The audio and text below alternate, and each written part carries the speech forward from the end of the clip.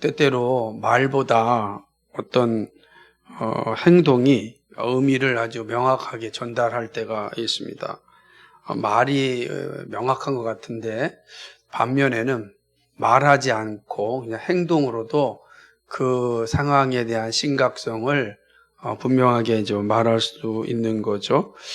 이럴 수 있잖아요. 자신의 힘든 상황을 말로 얼마든지 전할 수 있지만 그 자리에서 푹 쓰러져 버리면 그냥 말하지 않더라도 그 힘든 상황에 쓱 다가오고 이해하게 되는 것입니다. 제가 이렇게 말씀드리는 것은 오늘 본문에서 선지자가 보여준 그 모습 때문에 그렇습니다.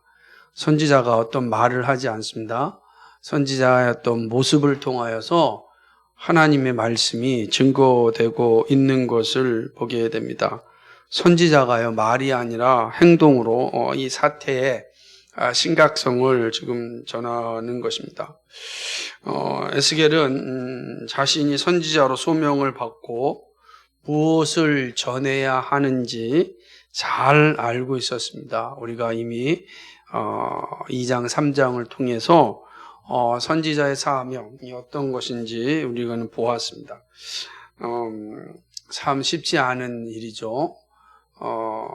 쉽지 않지만 전해야 되는 게 또 선지자로서의 일입니다. 그 쉽지 않은 일 가운데 한 장면이 이제 오늘 우리가 살피면 4장이고 5장입니다. 그러니까 4장, 5장은 참 그런 거 좀 안 했으면 좋겠다라고 하는 그런 내용입니다. 얼마 전에 아는 후배가 교회에서 이렇게 목회하다가 쫓겨났습니다. 근데 그 이유 중에 하나가 뭐냐면 복에 대한 설교를 하지 않았기 때문에, 그러니까 복 받는 설교를 하지 않아서, 그래서 신임 투표에서 이게 본인이 개척했는데 이제 잘렸다고 합니다. 잘렸다는 표현이 쫓겨났다는 표현이죠. 근데 너무 마음이 아픈 거죠. 물론 그 내막은 잘 모르지만 표면적인 것은 어쨌든 그런 내용을 보면서 혹시 그게 사실이라면 참 서글프고 씁쓸한 게 아닌가 생각합니다. 오늘 에스겔 선지자 입장이라면 그러한 상황이라면 대한민국에 목회하기는 불가능할 겁니다.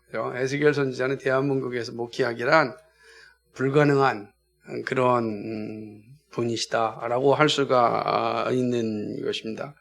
왜 그러냐면 에스겔 선지자가 전하는 것은 정말 끔찍한 하나님의 진노, 하나님의 심판을 지금 전하고 있기 때문에 그렇습니다. 선지자는 이스라엘이 받을 심판의 징조를 이제 자신의 행동을 통하여서 이제 전합니다. 오늘 본문은 아주 의미심장한 모습으로 표에 기록되어져 있는데 우선 1절과 2절 이게 좀 보게 되면요. 1절 3절까지인데요. 하나님께서 에스겔 선지자에게 박석을 좀 가져오라고 얘기합니다. 박석은 뭐냐면 얇은 타일 혹은 얇은 벽돌과 같은 거예요. 그러니까 얇은 타일이나 벽돌을 가져오라 이렇게 이야기합니다.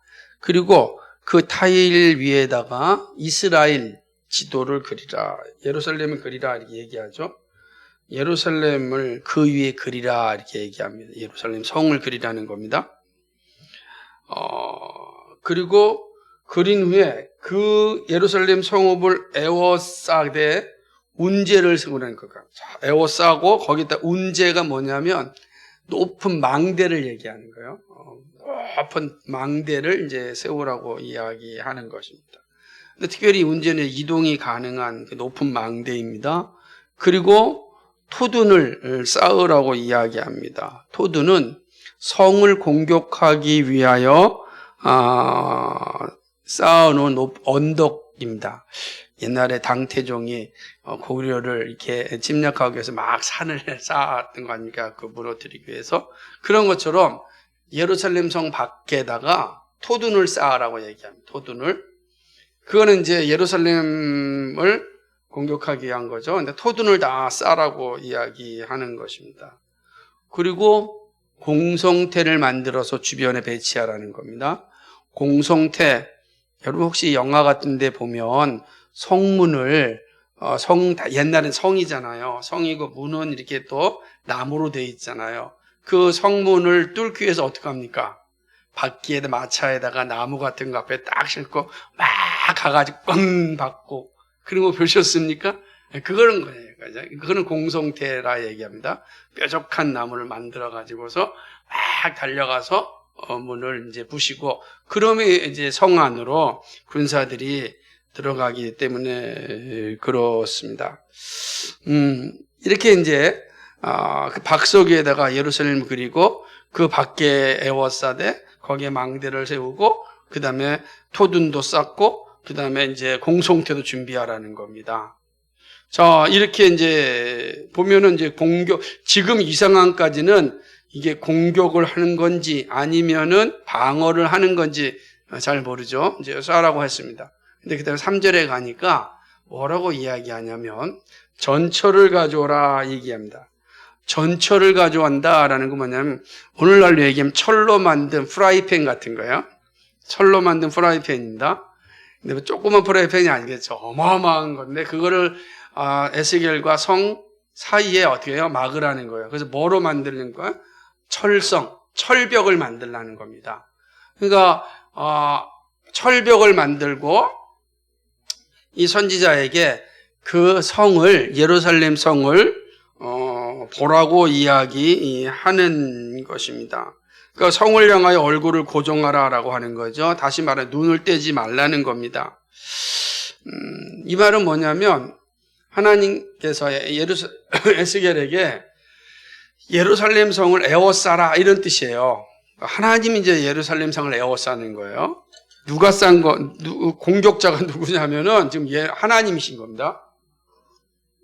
하나님께서 예루살렘 성을 다 이렇게 둘러싸라 이렇게 이야기하는 것이죠.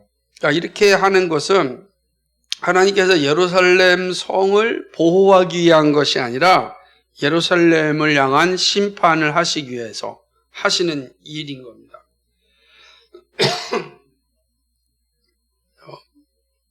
그러니까 이스라엘이 사실은 이제 바벨론에 의하여서 멸망당할 것임을, 침략당할 것임을 보여주는 그 상징입니다. 지금 그걸 이제 선지자에게 지금 말씀하는 거고, 선지자는 그 일을 지금 행하고 있습니다. 그리고 이어서 4절과 8절까지를 보게 되면 이스라엘이 멸망당하는 그 이유를 이제 말씀하게 됩니다. 그러니까 왜 하나님께서 이렇게 이스라엘을 심판하시는가? 그죠? 그 이유를 이제 4절과 8절에서 설명을 좀 하게 됩니다. 하나님은 에스겔을 향하여서 390일 동안 누워 있을 걸 얘기하는데 이스라엘을 위해서는 390일을 그죠? 좌편으로 해서 누우라고 얘기합니다. 그리고 또 40일은 유다를 위해서 또 누우라고 얘기합니다. 이 장면을 잘 들으셔야 돼요. 오늘 보게 되면 그렇게 기록되어 있잖아요.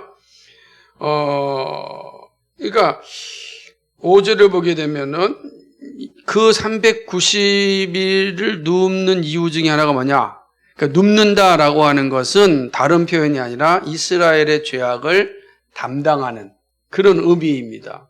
그런데 하루가 1년입니다. 하루가 1년이에요. 그렇게 된다면, 지금, 그러니까, 에스겔 선지자에게 하나님께 말하기를 좌로 누워서 390일을 있고, 우측으로 누워서 40일 있는 거예요. 근데 좌로 누워 390일은 이스라엘을 위해서 있고, 그리고 이제, 우로 눕는 것은 유다를 위해서 40일을 누우라, 이렇게 이야기하는 것입니다. 그렇게 말씀하신 의미는 이미 이제 앞서서 그랬듯이 그 하루는 1년을 얘기하는 거니까 390년 그리고 40년을 이제 의미하는 그런 내용이 되는 겁니다. 그러면 왜 하나님께서는 이 에스겔 선지자를 향해서 이스라엘을 위해서는 390년 동안 좌로 누우라 이야기하셨을까? 오늘 한번 이 말씀을 보시면 이렇게 기록되어 있어요. 5절을 보게 되면 내가 그들의 범죄한 횟수대로 내게 날수를 정하였나니 곧 390일이니라. 뭘 정했다고요? 그죠? 범죄한 횟수대로. 그죠? 범죄한 횟수대로. 그러면 390일, 390년 동안 이스라엘을 향한 범죄를 지금 지적하는 겁니다. 그러니까 예스겔이 자쪽으로 이스라엘을 위해서 390일을 누워있다라고 하는 것은 이스라엘이 지은 죄, 390년 동안 그 지은 죄를 지금 의미하는 거예요. 그래서 거기 보게 되면은 5절 마지막에 보면은 너는 이렇게 이스라엘 족속의 죄악을 담당하고 라고 말씀하고 있어요. 에스겔 선지자가 어떻게 죄를 담당할 수 있겠습니까? 그렇죠? 죄를 담당할 수 있는 능력이 선지자에게 있지 않아요? 선지자는 죄를 지적하는 거지 죄를 담당한다는, 죄를 용서한다는 뜻인데 그거는 에스겔이 할 수 있는 일이 아닙니다.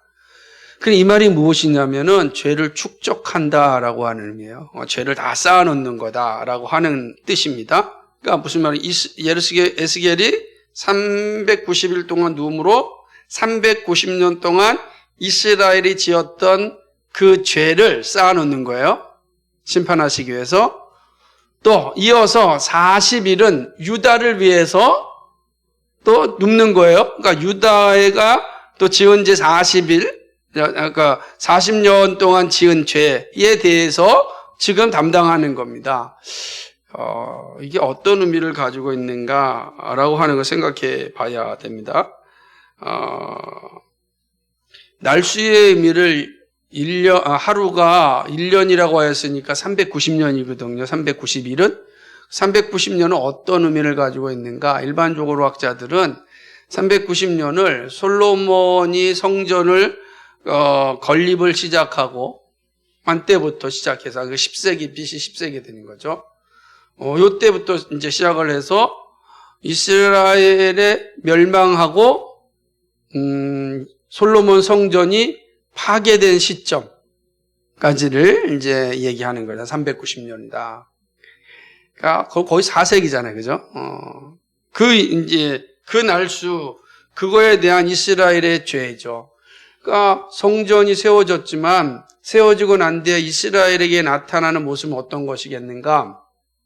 우상 숭배하면서 하나님을 배교하고 부정과 부패에 일싸먹고 나라가 쪼개지고 이런 엉망진창인 그 이스라엘의 죄를 지금 차곡차곡 쌓아놓는 겁니다. 지금 이스라엘이 멸망하는 이유 중에 하나가 뭐냐? 이런 죄 때문이다 그러죠. 여러분 이거 잘 기억해야 되는 게 성경에서 항상 이야기할 때는 죄가 가득 찰 때는 심판이 임하잖아요. 그래서 쌓아놓는 겁니다. 그런데 갑자기 40일은 또 유다를 위해서 40일을 누우라는 겁니다.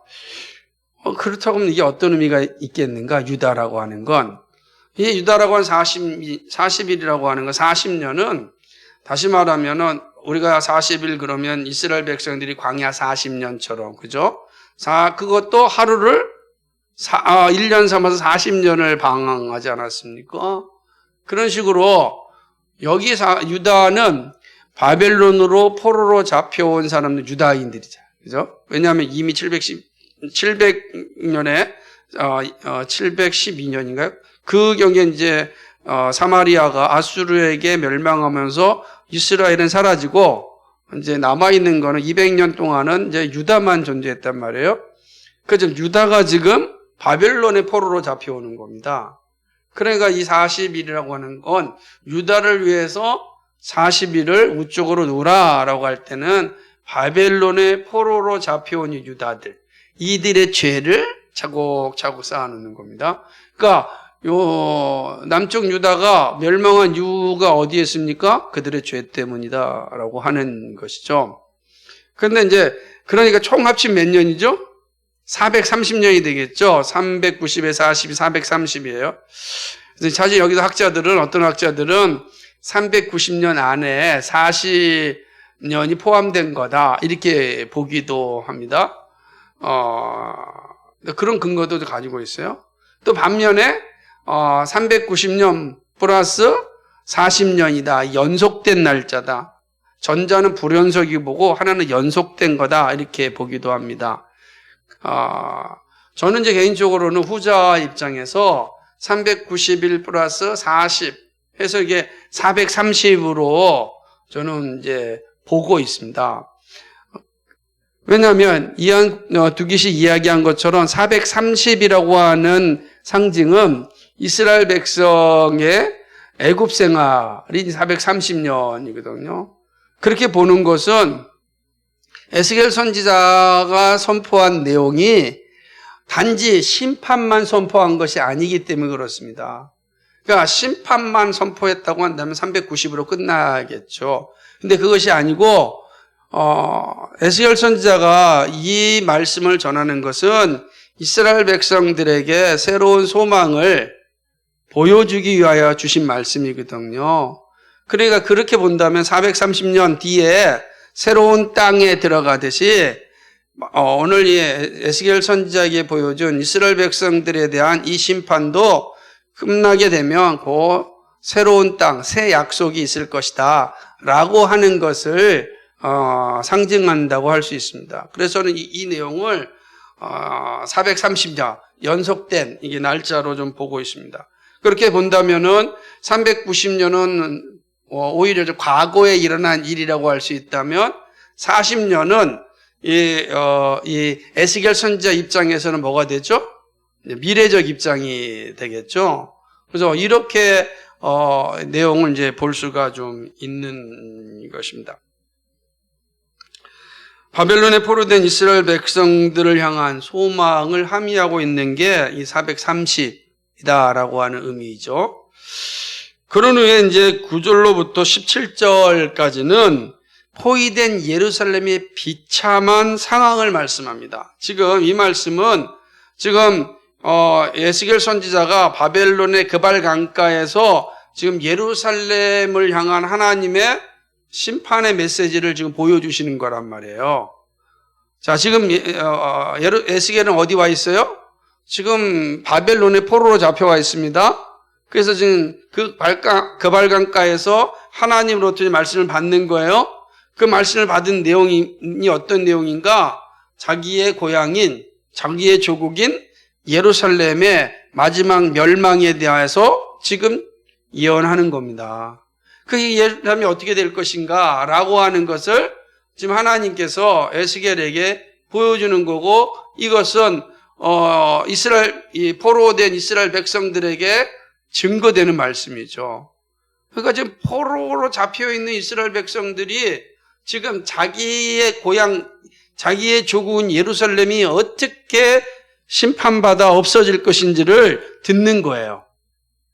그 상황이 어떻게 했어요? 그 심정이. 여러분, 이런 걸 전해야 되겠어요? 지금 여기 와서 하는 것도 힘들어 죽겠는데, 여러분 생각해 보세요. 이민가 있는 사람들이 한국에서 좋은 소식 들려올 때 행복한 거잖아요. 여기 전쟁이 일어났다, 어렵다, 그럼 거기 있는 사람이 행복하게 살겠냐고요? 못 살죠. 대한민국이 올림픽이 열리고, 세계 그 OECD 가입하고 막 그러니까 전 세계에 돌아다니면서 코리아라는 이름의 자부심을 갖는 거예요. 한국이 올지 안 올지 몰라도 그냥 그 자부심을 갖는 거예요. 조국이 잘 되면 본인 행복한 거예요. 그러니까 좋은 소리가 들려지면 다 좋은 거예요. 그러므로 좋은 소리 전하는 게 그것이 좋은 사람이라고요. 그런데 가서 조국을 욕하고 조국이 망할 것이라고 이야기하고 조국이 멸망당할 것이다 라고 이야기할 때 그 소리 듣는 사람들이 좋겠습니까? 그리고 전하는 사람이 행복하겠습니까? 참 어려운 상황이죠. 그러나 선지자는 하나님께 받은 말씀을 그대로 전합니다. 그죠? 예루살렘이 어떻게 끔찍한 상황 가운데 멸망할 것인지를 광함없이 이야기합니다. 390일 동안 누워 있을 때, 그죠? 지금 390일을 누워 있는데 에스겔이 뭐라고 이게 390일 동안 뭘 누워서 먹냐면 여기 보면은 이렇게 되어 있어요. 밀, 보리, 콩, 팥, 조, 귀리를 가져다가 섞어서 떡을 만들어 먹습니다. 여러분, 이게 떡이 될까요? 그럼 왜 이렇게 하죠? 떡을 만들 수 있는 곡식이 없으니까 이것저것 다 있는 거 모아가지고 지금 떡을 만드는 거예요. 그렇게 만드는 떡이 되겠냐고요. 실제로 이렇게 1세기 어떤 기록을 보니까 거기 나오는 이 모든 것을 만들어서 떡을 만들었더니 개도 안 먹더라. 개도 안 먹는 그런 음식이라는 거예요. 그런데 없으니까 이거를 만들어야 되는 겁니다. 근데 만들고서 이것도 풍족하게 먹느냐? 풍족하게 먹지 않아요. 20세겔씩 먹어요. 20세겔씩 먹는 겁니다. 조금씩 먹는 거예요. 그 20세겔이 어느 정도 230g 정도. 230g 정도면 얼마겠어요? 조금 먹는 거예요. 그거를 390일을 먹어요. 사람이 살 수 있겠습니까? 기아에 허덕이고 죽어나가죠. 그 끔찍한 상황이 다음 5장에 보면 나와요. 또 물도 어떻게 먹냐라고 할 때 물도 먹는데 물이 없으면 안 되니까 물은 흰 6분의 1씩 먹습니다. 흰 6분의 1씩이 어떤 정도냐면 0.6리터 정도예요. 그러니까 거의 그냥 입에 입술만 이게 축이는 정도라고 생각하면 되는 거죠. 하루에 그거만 탁 먹는 거니까 사람이 살겠습니까? 그렇게 이야기하는 겁니다. 그러니까 이 상황이 뭐예요? 예루살렘이 어떻게 된다고요? 이런 상황이 될 것이다. 완전히 그냥 기아 상태가 될 것이고 사람이 사는 곳이 되지 못한다. 그 사실을 전하는 겁니다. 예루살렘이 이렇다. 내가 390일 누워있을 동안에 예루살렘은 이렇게 된다. 이 이야기하는 겁니다. 그렇게 되는 거예요. 그 선지자가 390일 동안 그걸 먹으면 선지자가 사람이 되겠습니까? 안 되죠. 근데 그 상황이 어떻다는 거예요? 예루살렘 상황이 그렇다라고 이야기하는 것입니다. 하나님은 에스겔에게 혼합떡을 보리떡처럼 만들어서 인분에 구워서 또 먹으라고 이야기합니다. 이 말이 무슨 말이냐면 이렇게 떡을 만들었는데 이 떡을 만들어서 우리처럼 보온에 놓거나 잘 보관해가지고 아주 만들만들하게 먹으면 좋겠지만 이스라엘이 그런 것입니까? 그 시대에 이런 것도 없었잖아요. 그럼 만드는 순간 어떻게 되는 거예요? 딱딱하게 굳잖아요. 딱딱하게 굳으니까 이 굳은 거를 어떻게 해야 돼요? 쪄서 좀 먹어야 될 거 아니에요. 근데 불이 없는 거예요. 불이 없으니까 어떻게 해서 먹으라는 거예요? 인분에 불을 펴서 거기서 그 보리떡을 먹으라고 이야기합니다. 아주 끔찍한 상을 다 보여주는 겁니다. 근데 이때 참 재밌는 장면이 나오는데 그러자 에스겔이 이야기합니다. 하나님, 다른 건 모르겠는데 이것만은 좀 안 하게 해주십시오. 지금 에스겔이 하고 있는 거예요. 지금 그 모습을 이스라엘 백성들이 포로된 이스라엘 보는 거예요. 지금 그 모습을 하고 있어요. 지금 에스겔이 누워 있는 거예요. 좌쪽으로, 우측으로 누워 있는 거예요. 지금 그리고 그렇게 먹고 있는 거예요. 그렇게 그거는 아닌 것 같다. 제가 어리서부터 부정한 것을 먹어본 적이 없습니다. 제사장 가문이니까 저는 늘 율법에 합당하게 살았는데 이 부정한 거 먹는 거는 좀 변경해 주십시오 라고 요청합니다. 그러자 하나님께서 인분을 빼고 쇠똥으로 불을 피워서 먹으라고 허락을 하는 것입니다. 그러시면서 아주 끔찍한 심판을 말하는데 예루살렘에 있던 양식을 끊으시겠다고 이야기합니다. 아예 이제 양식이 끊어질 겁니다. 그리고 남은 양식을 만약에 양식이 끊어진다고 하는데 얼마나 두렵겠습니까?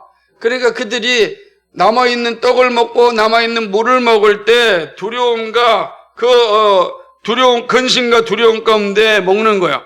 근심 가운데 이 떡이 다 떨어지면 이제 끝나는 거니까 근심 가운데 떡을 조금씩 달아서 먹고 또 두려움 가운데 물도 잘 대서 먹고 하는 거예요. 그럼 어떻게 되겠습니까?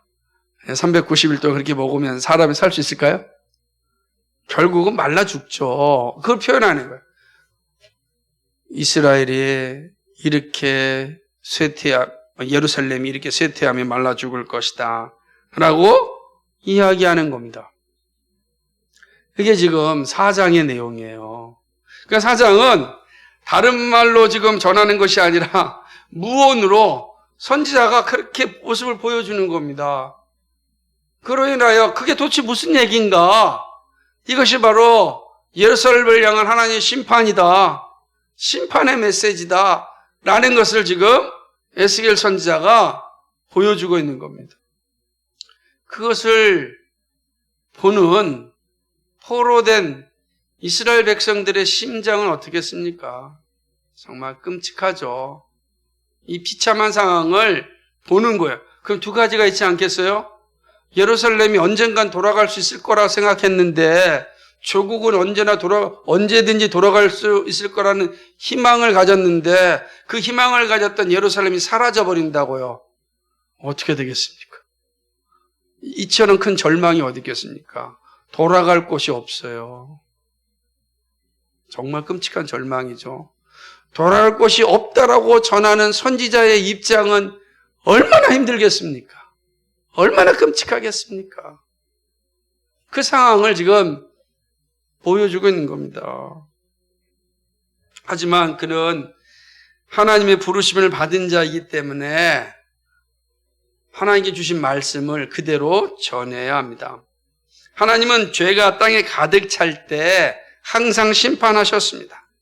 이스라엘의 죄가 가득 차자 하나님은 이스라엘에게 심판을 내리셨습니다. 여러분, 그 영광스러운 성전도 가차없이 사라지게 하였습니다. 솔로몬 성전이 얼마나 화려합니까? 얼마나 멋있습니까? 얼마나 아름답습니까? 얼마나 거대합니까? 싹 사라졌습니다. 외적인 건물과 성전이 무슨 의미가 있느냐라는 걸 분명히 보여주시는 거예요. 죄가 가득 찬 화려한 건물, 아무 쓸모가 없는 거예요. 예? 그 안에서 사람 똥으로, 그죠? 음식을 해 먹어야 되는 그런 부정하고 더러운 곳이 된다라고 하는 겁니다.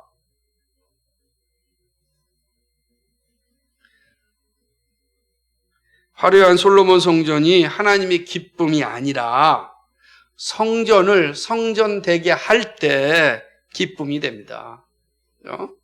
성전이 자기 역할을 잘 감당할 때 하나님의 기쁨이 되는 거예요. 여러분, 우리에게 잘 적용해 보셔야 돼요. 우리가 하나님의 성전 아니겠어요? 그죠? 내가 하나님의 사람이다 라고 해서 그 자체로 기쁨을 누리시는 게 아니라 성전이 성전될 때 하나님이 기뻐하신다고요. 그렇지 않으면 누구도 심판을 피하여 갈 수 없습니다. 이스라엘에게 임한 징조를 통하여 하나님은 자녀들에게 분명한 가르침을 주고 있습니다.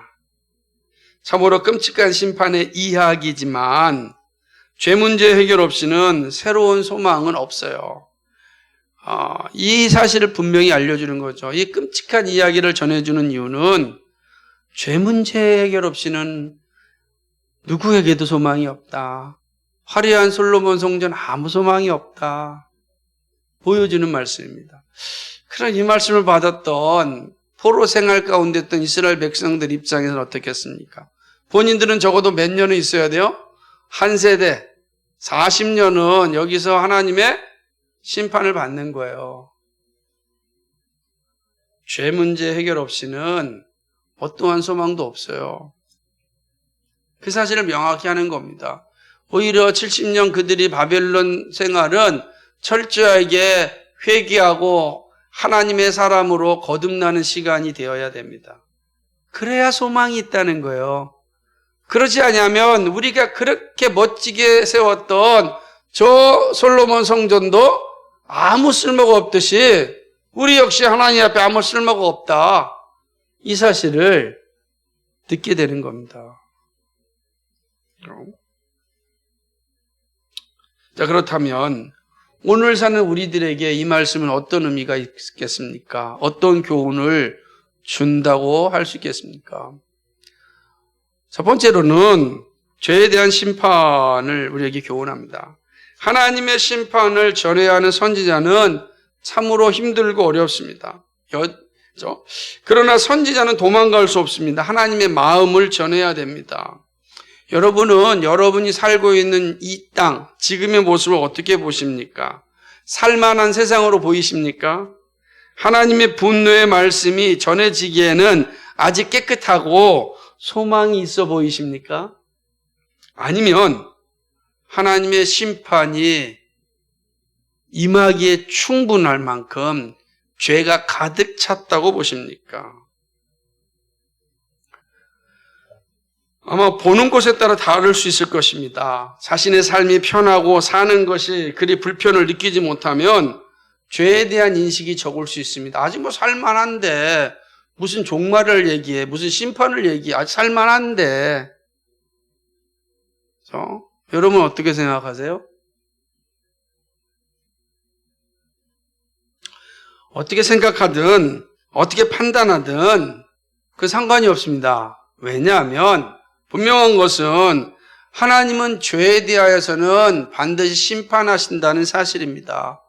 죄가 가득 차면 하나님께서는 이 땅 가운데 공동체적 심판을 내리실 겁니다. 그죠? 반드시 그러실 겁니다. 공의의 하나님은 죄에 대하여 지나치지 않습니다. 여러분, 하나님의 공의가 우리 가운데 어떤 모습으로 나타났냐면 이 땅에 있는 사법 이 제도를 통하여서 어느 정도 구현하십니다. 그게 율법이거든요. 그러니까 하나님이 오늘 율법을 통하여서 하나님의 공의를 사실은 구현하시는 거거든요. 근데 그 율법은 일반 법적으로 각 나라와 민족에 따라서 주어지는 시민법에 의하여서 그들을 하나님의 공의를 어느 정도 실현한단 말이에요. 근데 생각해 보십시오. 사법체계가 부패한다면 어떻게 되겠습니까? 그렇게 준 사법체계가 부패돼 버리면 이 땅이 어떻게 되겠습니까? 독재시대의 사법은 정의가 없었습니다. 정권을 위한 사냥개가 되기 때문입니다. 그러한 시대에 법의 판결을 받으면 얼마나 고통스럽겠습니까? 아무 죄도 없이 자신의 생각을 이야기하였다고 하룻밤 만에 사형당하는 일들이 비일비재합니다. 독재시대에는 사법체계가 그렇게 부패돼서 공의를 행하는 것이 아니라 정권을 위한 사냥개가 돼서 사람들을 물어뜯고 죽이는 일에 열심을 내는 것입니다. 그럼 참 끔찍하죠. 그러나 여러분, 그럼에도 불구하고 하나님의 공의는 사라지지 않습니다. 하나님의 심판은 누구도 피하여 갈 수 없습니다. 죄에 대하여 용서함이 없다면 반드시 심판의 자리에 서게 됩니다. 그리고 하나님의 최종 심판에는 누구도 억울함이 없습니다. 그러니까 이 땅에서는 사법체계가 부패하며 억울한 사람들이 수없이 많이 양산되지만 그럼에도 불구하고 하나님의 공의는 계속해서 흐르고 있다는 거예요.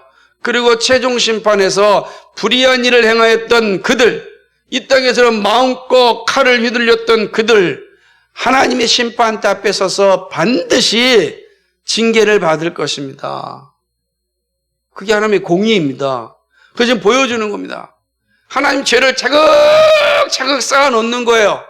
차곡차곡 쌓아놓고 그 죄에 대하여 반드시 하나님 심판하신다 라는 사실을 우리에게 말씀하고 있습니다.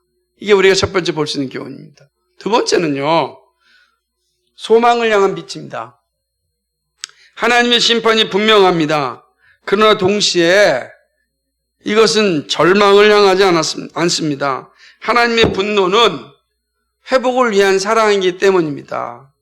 하나님의 심판은 무섭습니다. 무섭습니다. 누구도 피하여 갈 수 없고 도망갈 수 없습니다. 그래서 때로는 하나님의 심판이 두렵고 무서워서 벌벌 떠는 것처럼 느껴지기도 합니다. 그러나 여러분, 하나님의 심판은 자기 백성을 향한 사랑입니다. 이걸 기억하는 게 참 중요합니다. 하나님은 에스겔에게 죄의 짐을 담당하라고 하였습니다. 하지만 에스겔은 죄를 감당할 수 없습니다. 그래서 그는 오직 죄를 쌓아놓을 뿐입니다. 이 죄를 해결할 수 있는 길은 사람에게 없습니다. 오직 하나님의 은혜 외에는 죄 문제를 해결할 길이 없어요. 이 끔찍한 죄를 감당하고 하나님의 분노를 해결할 수 있는 길이 어디 있겠습니까? 사람에게는 없습니다. 오직 하나님의 은혜예요. 그래서 하나님은 죄에 대한 분노를 그의 아들 예수 그리스도를 통하여 보여주셨습니다. 예수님이 오셔야 하는 이유는 죄에 대한 하나님의 진노 때문입니다. 죄가 해결되지 않고서는 하나님의 형상인 인류는 멸망당해야 합니다. 그러나 하나님은 인류를 사랑하셨습니다. 그래서 죄에 대한 진노를 담당하시기로 하신 것입니다. 그것이 바로 독생자 예수 그리스도시고 십자가에서 죄를 짊어지시고 죽으신 것입니다. 여러분, 예루살렘이 그 죄 때문에 하나님께로부터 버림받았습니다. 그렇죠? 죄 때문에 버림받았잖아. 예루살렘 성전이 버림받았잖아요. 예수님도 죄 때문에 하나님께 버림받으셨습니다. 그렇죠? 어찌하여 나를 버리시나이까? 버림받았습니다. 죄에 대해서는 다 버림받습니다. 예외가 없는 거예요. 죄에 대해서는 다 버림받습니다. 그러나 하나님은 예수님을 죽은 자 가운데서 다시 살리셨습니다. 여기에 은혜가 있는 거예요. 우리의 모든 죄를 지르신 예수님께서 하나님께 버림받으셨지만 하나님께서 그 예수님을 다시 살리셨습니다. 여기에 소망이 있습니다. 한 줄기 빛은 십자가입니다. 그래서 십자가만이 우리에게 소망이다라고 하는 것이죠. 죽으시고 살으신 예수님이 우리의 빛이십니다. 그러므로 이 땅에 임한 하나님의 분노는 예수 그리스도 안에서 소망의 빛으로 우리에게 나타났습니다.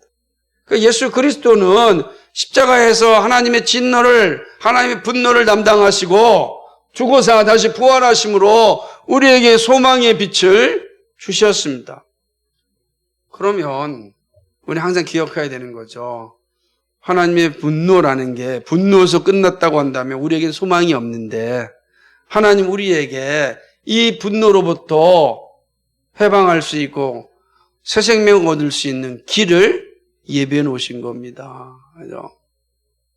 그것이 바로 예수 그리스도시다 라고 하는 사실이죠. 이스라엘 백성들이 바라보아야 될 빛은 바로 예수 그리스도였습니다. 오늘 우리들이 바라보는 빛도 예수 그리스도입니다. 여기에 우리의 소망이 있습니다. 마지막 세 번째는 세상을 향한 소명입니다. 하나님의 진노는 단지 심판을 위한 것이 아닙니다. 다시 살리시기 위함입니다. 그죠? 그래서 제가 430년의 애굽 생활은 430년의 숫자가 절망이요 소망이 없음을 말하는 것이 아니라 430년 후에 주어질 가나안 땅, 약속의 땅이라는 소망을 의미하는 겁니다. 하나님의 진노가 여기에 있습니다.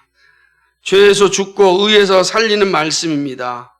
죄를 벗어나지 않고는 새 생명을 살 수가 없습니다.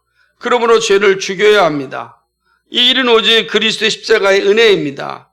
그리고 십자가의 은혜로 죄를 죽인 성도는 세상을 향하여 이 사랑을 전해야 합니다. 자, 여기 중요한 거예요. 예수님께서 우리의 죄를 위하여 죽으셨고 버림받으셨습니다. 그리고 다시 예수님께서 하나님의 은혜로 살아나셨습니다. 예수 그리스도 접붙임 받은 우리도 다시 살아납니다. 다시 살아난 우리에게 주어진 하나님의 소명은 다른 것이 아니라 이 놀라운 사랑을 전하는 것입니다. 세상을 향한 이 예수님의 사랑을 전하는 것입니다. 우리를 부르신 하나님은 세상을 향하여 예수님을 전하라고 하십니다.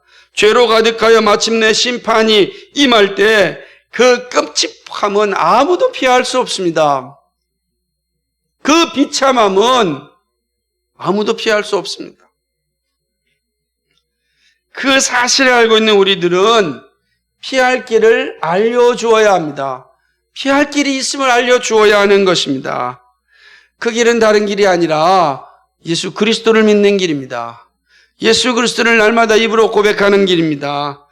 그것이 이 끔찍한 심판에서 벗어나는 유일한 길입니다.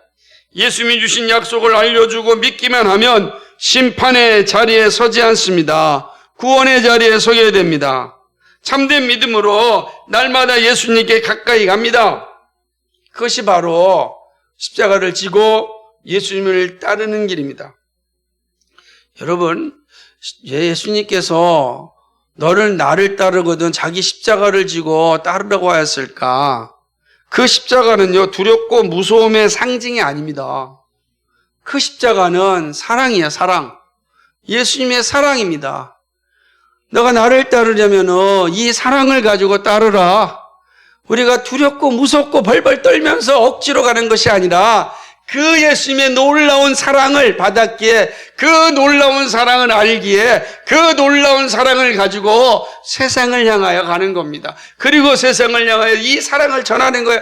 내 사랑하는 사람들에게, 내 형제들에게, 내 가족들에게, 내 친지들에게, 내 동료들에게 내가 만났던 그 사랑, 내가 알고 있던 그 사랑, 내가 누리고 있는 이 사랑, 내가 기뻐하는 이 사랑을 전하는 겁니다. 알려주는 겁니다. 그리고 사랑 안으로 들어오라고, 그 사랑 안에서 함께 살자고, 여기 얼마나 놀라운 사랑이 있는지 모른다고.